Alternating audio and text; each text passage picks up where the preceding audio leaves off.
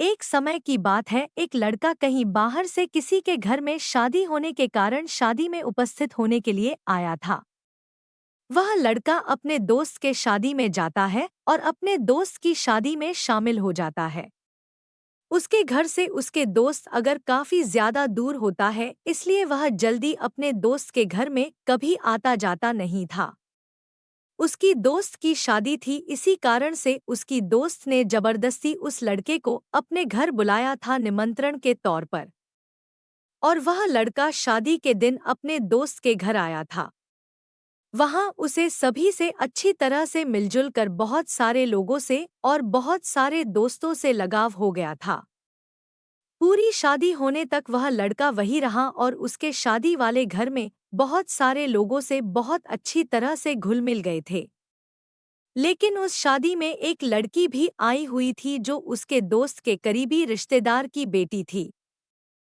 शादी में बहुत ज्यादा लोग इधर-उधर बिजी होने के कारण कुछ सामान को इधर-उधर रखने के लिए वह लड़का उस लड़की से धीरे-धीरे बातचीत करने लगा था। शादी का कार्यक्रम मात्र 3 दिन ही हुआ था। इन 3 दिनों में वह लड़की से अच्छी तरह से बातचीत करता रहा। धीरे-धीरे हुआ लड़का बाहर से आए हैं अपने दोस्त के करीबी रिश्तेदार की बेटी को पसंद करने लगा था। लेकिन उस लड़की को इस बारे में किसी प्रकार की कोई जानकारी नहीं थी। वह लड़का पसंद करते करते उस लड़के का नंबर मांग लिया था और शादी के बाद जब वह अपने घर गया तो घर से भी उस लड़की से हम दोस्त के तौर पर बात किया करता था। उस लड़की के दिल में क्या था या तो लड़के को भी पता नहीं था और लड़के के दिल में क्या था यह बात लड़की को भी पता नहीं था। दोनों दोस्ती के तौर पर करीब 1 साल बात करने के बाद लड़की की शादी कहीं और होने वाली थी। बस दूसरे ही दिन लड़की की विदाई होने वाली थी।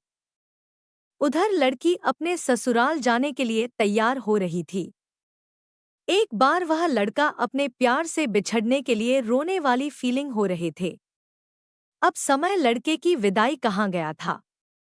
लड़की की विदाई में जितना ज्यादा लड़की नहीं रोई थी, उससे कहीं ज्यादा घर पर आए लड़के के दोस्त ने रोया था, क्योंकि वह लड़का उस लड़की से सच्चा प्यार करता था।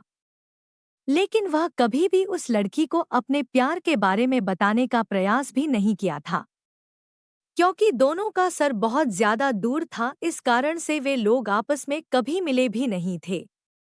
ऐसे में वह अपने प्यार का इजहार करने के बारे में कभी सोचा भी नहीं था। लड़का सोच रहा था कि जब सही समय आएगा तो मैं उस लड़के को अपने प्यार के बारे में बता दूंगा और मैं उसी से शादी करूंगा। लेकिन उन्होंने अपने प्यार के इजहार करने में काफी वक्त लगा दिया था। इधर लड़की बड़ी हो गई थी, उधर उसके माता पिता उसके रिश्ते की खोज करने लगे थे, जिस कारण से लड़की लड़के एक नहीं हो पाए थे।